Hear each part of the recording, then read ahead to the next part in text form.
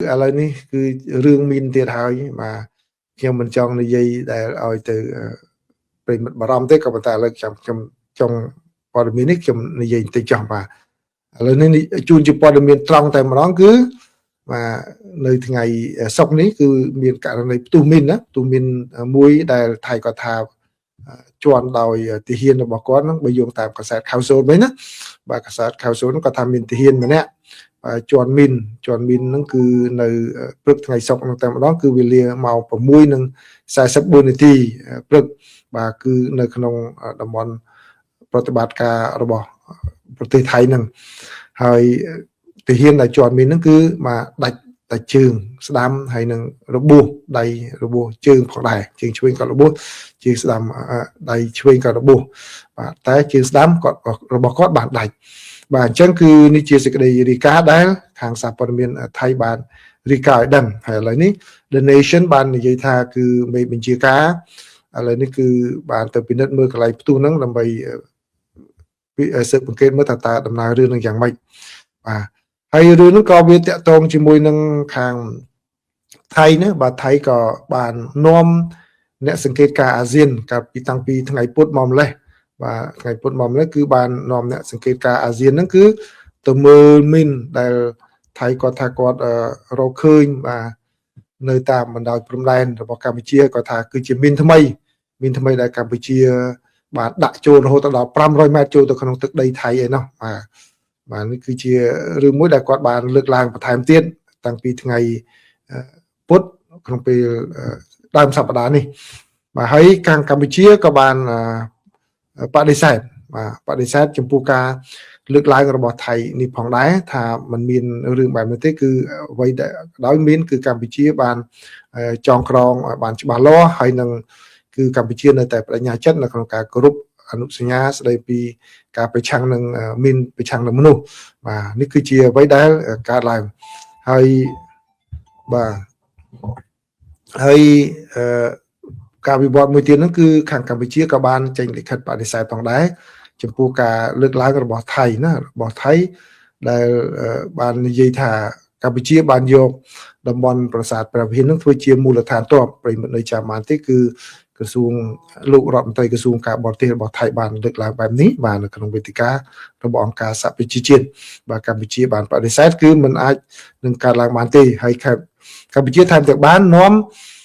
អ្នកសង្កេតការអាស៊ានទៅមើលដល់កន្លែងនោះផងដែរដូច្នេះគេអាចពិចារណាបានរវាងអ្វីដែលជាមូលដ្ឋានទ័ពនិងអ្វីដែលជាវត្ថុបុរាណគឺកម្ពុជានៅតែគោរពវត្ថុបុរាណទីតាំងវត្ថុបុរាណប្រាសាទបុរាណរបស់កម្ពុជានឹងដោយបញ្ជាក់ថាកន្លែងនោះគឺស្ថិតក្រោមការគ្រប់គ្រងរបស់អាជ្ញាធរស៊ីវិលទេមិនមែនក្រោមអាជ្ញាធរយោធារបស់កម្ពុជានោះទេបាទនេះគឺជារឿងដែលកើតមានឡើងហើយអ្វីដែលខ្ញុំមិនចង់និយាយប៉ុន្តែឥឡូវនិយាយបន្តិចចុះគឺបាទបើយើងមើលព្រឹត្តិការណ៍ពីរឿងកាលពីខែធ្នូបាទខែធ្នូមិនរឿងប្រជុំនៅអូតាវ៉ាពីរឿងមីនប្រឆាំងមនុស្សហ្នឹងគឺថៃគាត់លើកឡើងបញ្ហាហ្នឹងប៉ុន្តែឃើញខាងប្រតិភូកម្ពុជាក៏នឹងមានលោកលីធុចគាត់ខំធ្វើកិច្ចការនឹងច្រើនទៅបញ្យលអន្តរជាតិឲ្យឃើញហើយគេថែមទាំងពេលហ្នឹងគឺពន្យាពេលឲ្យកម្ពុជាថែមទៀតដូច្នេះពេលនោះគឺបរាជ័យរបស់ថៃនឹងធ្ងន់មែនតើបាទនៅប្រិមិត្តនៅចាំរឿងនឹងបានទេបាទខ្ញុំធ្លាប់យកមកជំរាបជូនហើយវិភាគជូនប្រិមិត្តផងដែរហ្នឹងគឺបាទគេថែមទាំងពន្យាពេលឲ្យកម្ពុជាក្នុងការដោះមានទៀតដែលថៃមកដាក់សម្ពាធលើកម្ពុជាប៉ុន្តែបែរជាមិនបានជោគជ័យហើយបាទហើយពេលរឿងអ្វីកើតឡើងគឺក្រោយពីហ្នឹងគឺមានការប្រយុទ្ធគ្នានៅខេត្តធ្នូឃើញទេបាទឥឡូវនេះរឿងនេះមួយទៀតដែលគាត់ចេញមកឆាកអន្តរជាតិមកនិយាយទៀតបែរជាកម្ពុជាបានប្រឹងប្រែងធ្វើការងារការទូតច្រើនបាទរហូតដល់បានបង្ហាញនៅអ្វីដែលថៃនិយាយនោះវាមិនមានលក្ខណៈស៊ីសង្វាក់ហើយចុងក្រោយដែល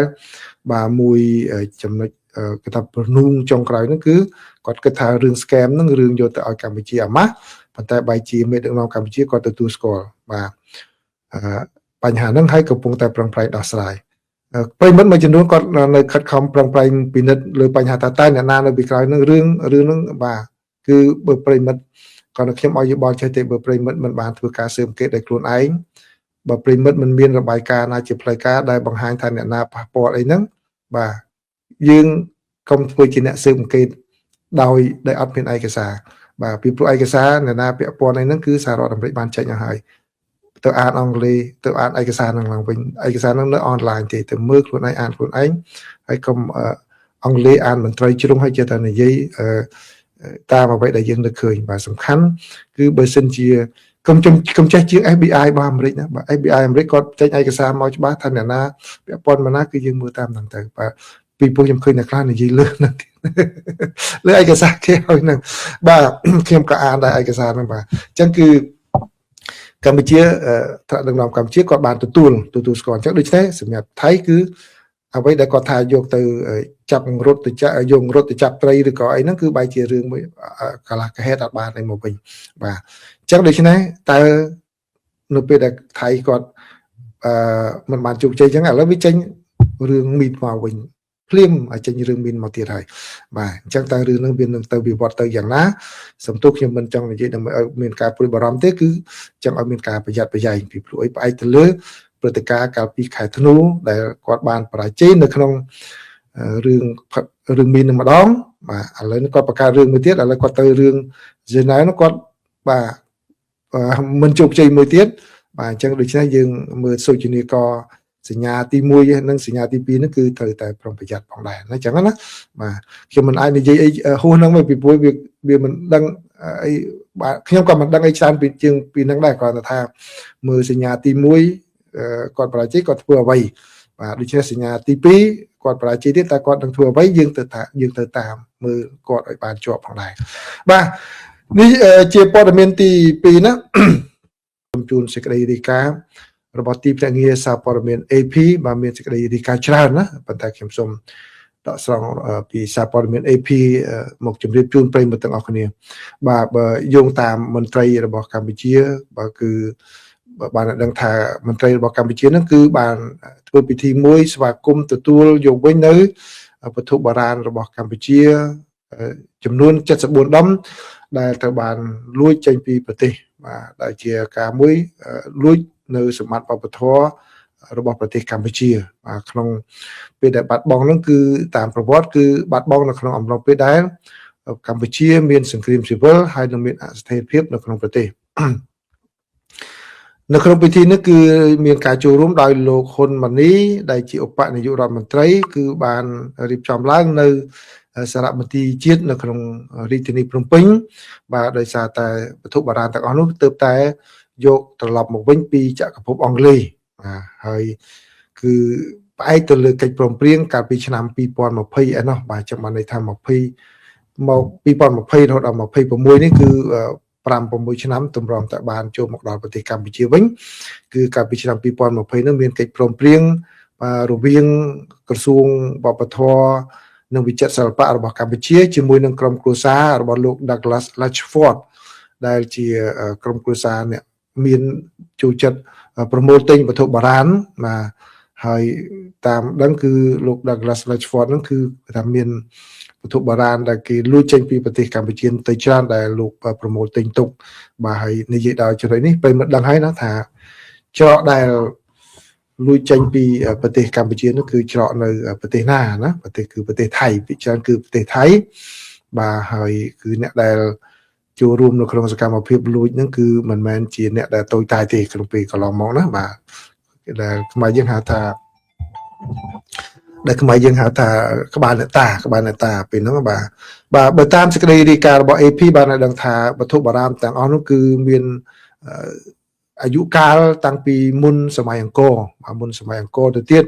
បាទចាប់តាំងពីពេលដែលប្រទេសកម្ពុជារុងរឿងសម័យចក្រភពអង្គរម្លេះបាទមានរូបភាពជាច្រើនបាទគឺមានរូបភាពខ្លះបាទមានវត្ថុបុរាណខ្លះបាទជាវត្ថុបុរាណដែលមានលក្ខណៈសាសនាបាទមានវត្តមន្តមានសាសនាផងដែរបាទនេះគឺជាព័ត៌មានមួយដែលខ្ញុំចងក្រងមកជម្រាបជូនប្រិយមិត្តទាំងអស់គ្នា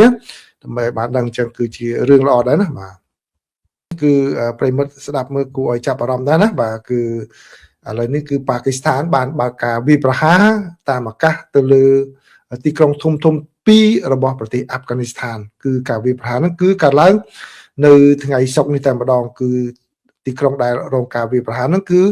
មានរដ្ឋធានីតែម្ដងរបស់ខាងប្រទេសអាហ្វហ្គានីស្ថានគឺប្រទេសគឺទីក្រុងកាប៊ុលបាទនេះបើយោងតាមមន្ត្រីដែលប៉ាគីស្ថានផងមន្ត្រីរបស់អាហ្វហ្គានីស្ថានផងដែលបានបញ្ជាក់ប្រាប់អ្នកសារព័ត៌មានបាទដូច្នេះវាជារឿងមួយដែលការកើនឡើងកម្ដៅកាន់តែខ្លាំងភាពតានតឹងរវាងប្រទេសទាំងពីរបាទក្រោយពីមានការប៉ះទង្គិចគ្នានៅតាមព្រំដែនតែម្ដងរហូតដល់ឥឡូវនេះគេចាត់ទុកថាដូចជាការធ្វើសង្គ្រាមបើកចំហបាទពីព្រោះទៅទម្លាក់ដល់រដ្ឋធានីរបស់គេទៅហើយបាទហើយក្រៅពីទីក្រុងកាប៊ុលហ្នឹងគឺមានក៏ទៅទម្លាក់ទៅដល់ទីក្រុងខាន់ដាហាបាទខាន់ដាហាហ្នឹងប្រិមត្តដែលតាមដានរឿងអាហ្វហ្គានីស្ថានដឹងហើយខាន់ដាហាហ្នឹងគឺជាគេថាជំរុំទីក្រុងដែលជាតំបន់ឈរជើងដ៏រឹងមាំរបស់មេដឹកនាំក្រុមតាលីបានហ្នឹងតែម្ដងគឺមេដឹកនាំជាន់ខ្ពស់របស់តាលីបានហ្នឹងគឺ Sheikh Haiba Talu បាទអាប៊ុនZada ជាអ្នករស់នៅទីនោះតែម្ដងហើយគាត់អត់ចេញទៅណាតានោះទោះបីជាកាលពីជំនាន់មុនក៏ដោយគឺគាត់នៅតែហ្នឹងបាទជាមូលដ្ឋានរឹងមាំរបស់គាត់នោះប្រជាពីនឹងដែលកាន់តំណែងក្នុងរដ្ឋាភិបាលដឹកនាំឯងគាត់តែឈរតែឈ្មោះគាត់សំខាន់គឺនៅឈរទីនោះតែម្ដងបាទគឺទីក្រុងហ្នឹងគឺមានជាប់ព្រំដែនជាមួយនឹងប៉ាគីស្ថានតែម្ដងបាទនេះបើយកតាមអ្នកនាំពាក្យរបស់រដ្ឋាភិបាលរបស់ពួកតាលីបានបានបញ្ជាក់ឲ្យដឹងបាទគឺការវាយប្រហាររបស់ប៉ាគីស្ថាននេះកើតមានឡើងក្នុងរយៈពេលតែប្រមាណម៉ោងប៉ុណ្ណោះបន្ទាប់ពីកងកម្លាំងរបស់អាហ្វហ្គានីស្ថានបានបើកការវាយប្រហារទៅលើទីតាំងនៅតាមបណ្ដោយព្រំដែនរបស់ប៉ាគីស្ថាននេះបើយោងតាមមន្ត្រីនៃប្រទេសទាំងពីរបានបញ្ជាក់ឲ្យដឹងហើយការវាយប្រហាររបស់អាហ្វហ្គានីស្ថានហ្នឹងគឺបាទប៉ាគីស្ថានអាហ្វហ្គានីស្ថានបានពិពណ៌នាថាគឺជាការវាយប្រហារសងសឹកទៅនឹងប៉ាគីស្ថានដែលបានវាយប្រហារមកលើអាហ្វហ្គានីស្ថានកាលពីដើមសប្តាហ៍នេះបាទក៏ប៉ុន្តែសារព័ត៌មាន New York Times គាត់ថាគាត់មិនអាចផ្ទៀងផ្ទាត់ព័ត៌មាននឹងបានឡើយទេបាទហើយដែលឡែកនៅក្នុងការវិវត្តនោះផងដែរគឺថៃបាទក្រសួងការបរទេសរបស់ថៃបានបញ្ជាក់ឲ្យដឹងថាខ្លួនក៏កំពុងតែតាមដានសង្កេតមើលស្ថានភាពនឹងផងដែរជាពិសេសពាក់ព័ន្ធជាមួយនឹងប្រជាពលរដ្ឋរបស់ខ្លួនចំនួន500នាក់ដែលរស់នៅក្នុងប្រទេសប៉ាគីស្ថានផងអាហ្វហ្គានីស្ថានផងបាទគឺស្ថានភាពរបស់ពួកគេបាទមិនទាន់ដឹងយ៉ាងណានៅឡើយទេអញ្ចឹងគឺខាងថៃបានទទូចឲ្យប្រជាពលរដ្ឋរបស់ខ្លួនគឺជៀសវាងកន្លែងណាដែលកុំធ្វើដំណើរទៅកន្លែងណាដែលមិនចាំបាច់ជាពិសេសគឺតំបន់ដែលមានការប៉ះទង្គិចគ្នាកើតឡើងមួយនេះបាទនេះគឺជាព័ត៌មានដែលគួរឲ្យចាប់អារម្មណ៍ដែលគួរចាប់អារម្មណ៍គឺខ្ញុំបានជម្រាបជាបន្តបន្ទាប់ជាហូរហែមកដែរគឺនៅពេលដែលពួកអាហ្វហ្គានីស្ថានប្រយុទ្ធជាមួយនឹងសហរដ្ឋអាមេរិកគឺប៉ាគីស្ថានជួយបាទឥឡូវសហរដ្ឋអាមេរិកដកចេញឥឡូវនឹងប៉ាគីស្ថាននិងអាហ្វហ្គានីស្ថាននឹងឆ្លោះគ្នាវិញអញ្ចឹងគេមកបើគេអញ្ចឹងបានថាពេលខ្លះបើពេលខ្លះភូមិសាស្ត្រនយោបាយការធ្វើតាក់ទិចសង្គ្រាមអីហ្នឹងគឺតទៅចឹងពីព្រោះគេដឹងថាអាហ្វហ្គានីស្ថាននិងប៉ាគីស្ថានហ្នឹងគឺមិនសូវត្រូវគ្នាទេបាទឥឡូវបើតែជួយមកវាយអាមេរិកដកចេញមកដកចេញសិនមកឲ្យវាយគ្នាសិនដែរបាទ